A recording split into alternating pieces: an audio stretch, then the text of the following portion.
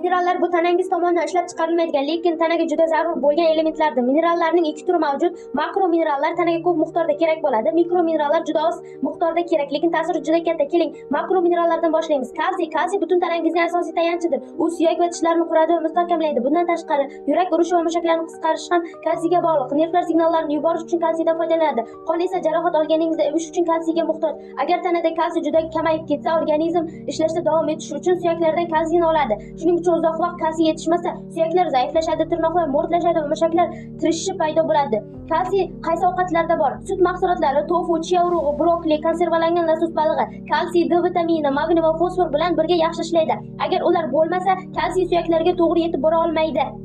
Fosfor kalsiy bilan birga suyaklar va tishlarni mustahkamlashga yordam beradi. Bundan tashqari, u butun tanani antif orqali energiya bilan ta'minlaydi. Atir bu har bir hujayrani energiya bilan ta'minlaydigan molekuladir. Fosfor DNAni yaratishda ishtirok etadi. Hujayralarning tashqi qobig'ini hosil qiladi. Yog' va uglevodlarni qayta ishlashga yordam beradigan fermentlarni faollashtiradi. Agar tanada fosfor miqdori kamayib ketsa, quyidagi holatlar kuzatilishi mumkin. Mushaklar zaifligi, suyak og'rig'i, charchoq, chalkashlik yoki fikrlash qiyinlashishi. Fosfor yetishmovchilik kam uchraydi, lekin quyidagi holatlarda paydo bo'lishi mumkin. Uzoq vaqt spirtli ichimliklar iste'mol qilinishi, ochlik yoki yetarli ovqatlanmaslik, antitoksid dorilar, ya'ni oshqozon kislotaligiga qarshi dorilar ko'p ishlatilishi. Fosfor qaysi ovqatlarda bor? Losos balig'ida, tovuq go'shti, tuxum, grek yogurti, yasmiq, bodom. Tabiiy oziq-ovqatlarda fosfor odatda oqsil bilan bog'langan holda bo'ladi. Shuning uchun tana uni asta-sekin va xavfsiz o'zlashtiradi. Lekin qayta ishlangan ovqatlarda fosfor fosfat qo'shimchalari sifatida qo'shiladi. Ular juda tez so'riladi, vaqt o'tishi bilan suyaklardan kalsiyni chiqarib yuborishi mumkin.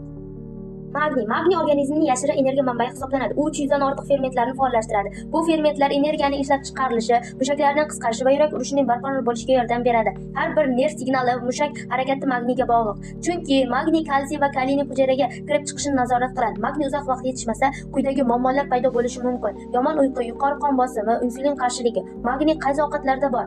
Qovoq urug'ida, bodomda, ismaloqda, qoralov va qora shokoladda. Magniysiz hujayralar energiyani ishlata olmaydi. Shuning uchun u organizm uchun juda muhim mineral hisoblanadi. Natriy va kaliy organizm asosiy elektr tizimini hosil qiladi. Natriy hujayra tashqarisida, kaliy esa hujayra ichida bo'ladi. Hujayralar ularni har soniyada minglab marta bir bilan almashtirib turadi. Bu doimiy almashinish elektr zaryadini hosil qiladi. Shu zaryad tufayli nerv signali yuboradi, mushaklar qisqaradi, yurak uradi. Agar natriy juda ko'p bo'lsa yoki kaliy yetishmasa, bu muvozanat buziladi. Natijada qon bosimi ko'tariladi, yurakka ortiqcha yuk tushadi. Natriy asosan qayta ishlangan ovqatlardagi tuzdan keladi. Kaliyga boy ovqatlar: banan, avokado, ismaloq, loviya. Xlorid organizm uchun muhim elektrolit bo'lib, u tanadagi suyuqlik muvozanatini va kislota ishqor muvozanatini saqlashga yordam beradi. U natriy va kaliy bilan birga ishlaydi. Xlorid shuningdek oshqozonda xlorid kislota hosil bo'lishiga yordam beradi. Bu kuchli kislota ovqatni parchalaydi, zararli bakteriyalarni yo'q qiladi. Bundan tashqari, xlorid kislota karbonat angidridni organizmdan chiqishiga ham yordam beradi. Xlorid yetishmovchilik juda kam uchraydi, lekin quyidagi hollarda bo'lishi mumkin. Ko'p terlash, qusish va suvsizlanish. Agar xlorid juda kamayib ketsa, quyidagi belgilar paydo bo'lishi mumkin. Mushaklarning zaifligi, nerv mushak muammolari, masalan titrash va tortishish, hazm qilish muammolari, chunki oshqozon yetarli kislota ishlab chiqara olmaydi. Xlorid qaysi ovqatlarda bor? Osh tuzi, pishloq, dengiz o'tlari, zaytun va konservalangan ovqatlarda. Oltin gugurt tanada oqsillarni hosil qilishga yordam beradi. Bu shuningdek kreatin tarkibiga kiradi. Bu soch va tirnoqdagi oqsil. Bundan tashqari u kollagen tarkibida ham bo'ladi. Bu esa teri va bo'g'imlar uchun muhim oqsildir. Hujayralar ichida oltin gugurt glyutatsion hosil qilishga yordam beradi. Glyutatsion bu tananing asosiy antioksidanti bo'lib, jigarni tozalashga yordam beradi va hujayralarni sog'lom saqlaydi. Oltin gugurt shuningdek insulin gormoni hosil bo'lishiga ham yordam beradi. Insulin qondagi shakar miqdorini nazorat qiladi. Agar oltin gugurt yetishmasa, quyidagi belgilar paydo bo'lishi mumkin. Mo'rt sochlar, zaif tirnoqlar, charchoq. Bu holat ko'pincha oqsil yetarli iste'mol qilinmaganda paydo bo'ladi. Oltin gugurt qaysi ovqatlarda bor? Tuxum, ayniqsa sariq qismida, sarimsoq, piyoz va ko'k piyoz. Endi mikro minerallarga o'tamiz. Bular tanaga juda oz miqdorda kerak bo'ladigan minerallardir. Bu minerallarni siz nomi bilan bilishingiz mumkin, lekin ular aslida nima qilishini hamma ham bilmaydi. Tanaga juda oz miqdorda kerak bo'ladi, lekin ular organizmni to'g'ri ishlashi uchun juda muhim. Temir qonga kuch beradigan mineral hisoblanadi. U gemoglobinni hosil qiladi. Gemoglobin bu qizil qon hujayralaridagi oqsil bo'lib, o'pkada kislorodni tananing barcha qismiga tashiydi. Temir shuningdek mioglobin tarkibiga kiradi. Mioglobin mushaklarda kislorodni saqlaydi. Bundan tashqari, temir hujayralarga energiya ishlab chiqarishga yordam beradigan fermentlar tarkibida ham bo'ladi. Agar organizmda temir yetishmasa, qon yetarli kislorod tashiy olmaydi. Natijada zaiflik, rang oqarishi, nafas tutishi, diqqatni jamlash qiyinlashishi paydo bo'ladi. Bu belgilar temir yetishmovchiligi, kamqonlik, anemiyaning asosiy belgilari hisoblanadi. Temir qaysi ovqatlarda bor? Qizil go'sht, jigar, baliq, yasmiq, tofu, ismaloq. Misning asosiy vazifasi tanada kislorod va energiyaning to'g'ri oqishini ta'minlash. Agar mis yetishmasa, temir o'z vazifasini bajara olmaydi. Mis shuningdek bog'lovchi to'qimalarni, hosil qiluvchi va hujayralarni zararlanishdan himoya qiluvchi fermentlarni qo'llab-quvvatlaydi. Shu bilan suyaklar, teri va qon tomirlari mustahkam bo'ladi. Agar mis yetishmasa, organizm temirdan to'g'ri foydalana olmaydi. Natijada faqat temir qo'shilsa ham anemiya yaxshilanmaydi. Mis qaysi ovqatlarda bor? ustritsa, keshu yong'og'i, bodom, kungaboqar urug'i, qora shokolad, sezam urug'lari. Rux tanangizga to'qimalarni tiklash, jarohatlarni davolash va infeksiyalarga qarshi kurashishga yordam beradi. U immunitet tizimini qo'llab-quvvatlaydi, teri sog'lomligini saqlashga va testosteron va hamda insulin kabi gormonlar hosil bo'lishiga yordam beradi. Rux shuningdek ta'm, hid sezish va o'sishda ham muhim rol o'ynaydi. Har bir o'sayotgan yoki o'zini tiklayotgan hujayra ruhga muhtoj. Shu tarzda tanangiz davolanishi va qayta tiklanishni davom ettiradi. Agar rux yetishmasa, quyidagi belgilar paydo bo'lishi mumkin: jarohatlar sekin tuzalishi, tez shamollash, soch to'kilishi, ishtahaning kamayishi, ta'm va hid sezish qobiliyatining pasayishi, ruhga boy ovqatlar, ustritsa, qizil go'sht, tovuq go'shti, tuxum, urug'lar, loviya va boshqa dukkakli mahsulotlar.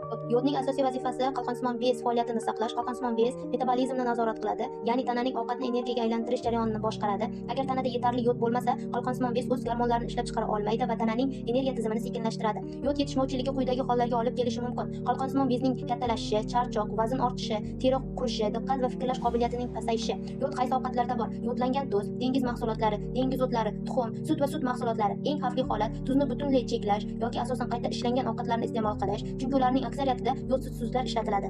Selen hujayralarni zararlanishdan himoya qiladi va qalqonsimon bez faoliyati uchun muhimdir. Agar yod qalqonsimon gormonlarni hosil qilsa, selen esa ularni faollashtiradi. Selen shuningdek glutatjon peroksidaza fermentining tarkibiga kiradi. Bu ferment zararli molekulalarni hujayralarga yetishidan oldin neytrallaydi. Agar selen yetishmasa, immunitet zaiflashadi, qalqonsimon bez sekin ishlaydi. Uzoq muddat yetishmayotgan bo'lsa, yurak kasalliklari xavfi ortadi. Selen qaysi ovqatlarda bor? Braziliya yong'og'i, tuna balig'i, tovuq go'shti, jigarrang guruch, butun donli mahsulotlar. Organizm tananing energiya markazlari, mitoxondriyalarni zararlanishdan himoya qiladi va sog'lom suyak to'qimalarni hosil qilishga yordam beradi. U shuningdek superoksid dismutaza nomli fermentning muhim qismi hisoblanadi. Bu ferment energiya ishlab chiqarish jarayonida hujayralarni zarardan himoya qiladi. Marganiz yetishmovchiligi kam uchraydi, lekin uzoq muddat yetishmasa, suyak zaiflashadi, jarohatlar sekin tuzaladi. Marganiz qaysi ovqatlarda bor? Butun donli mahsulotlarda, jo'xorida, yong'oqlar, ismaloq, qora choyda.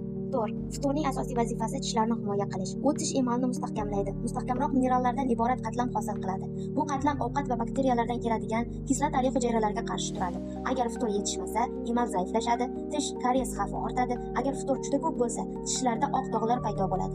Vaqt o'tishi bilan suyaklar mo'rtlashadi. Ftor odatda tish pastasi va suvda uchraydi. Xrom insulin gormonining ishlashini yaxshilaydi. Shunda shakar hujayralarga energiya uchun kiradi. Agar xrom yetishmasa, insulin samaradorligi kamayadi. Qon shakar miqdori normaldan yuqori bo'lishi mumkin. Xrom yetishmovchiligi quyidagi hollarga olib kelishi mumkin: charchoq, qon shakarini nazorat qilish qiyinlashadi, ayniqsa ko'p rafinlangan uglevodlar iste'mol qilinsa. Xrom qaysi ovqatlarda bor? Qora murchda, butun donli mahsulotlarda, tuxum sariq qismida, bol go'shti, brokoli, yashil loviya. Molibdenning asosiy vazifasi tanangizga ovqat va metabolizm natijasidagi chiqindilar va toksinlarni parchalashga yordam berish. U oltin gugurt birikmalari, spirt va dorilar parchalarini qayta ishlaydigan fermentlarni faollashtiradi. Shu tarzda zararli moddalarni xavfsiz holga keltiradi va bu moddalarni buyraklar chiqarib yuboradi. Agar molibden yetishmasa, bu chiqindilar tanada to'planib qoladi. Molibden qaysi ovqatlarda bor? Yasmiq, qora ko'zli loviya, lima loviyasi, jo'xori kabi mahsulotlarda bo'ladi. Kobaltning asosiy vazifasi vitamin B12 tarkibida bo'lib, u qizilqon hujayralarini hosil qilish va nerv hujayralarini himoya qilishga yordam beradi. Tanangiz kobaltni alohida ishlata olmaydi, faqat B12 tarkibida foydalanadi. Kobalt yetishmovchiligi ko'pincha qat'iy veganlarda uchraydi. B12 yetishmasa, anemiya paydo bo'ladi. Uyqusizlik va oyoq-qo'llarda uyqusizlik hissi, xotira muammolari yuz beradi. Kobalt B12 qaysi ovqatlarda bor? Go'sht, baliq, tuxum, sut va sut mahsulotlari. Shu bilan muqaddima minerallar to'plami to'liq bo'ldi. Ovoz berdi 291-24 guruh talabasi.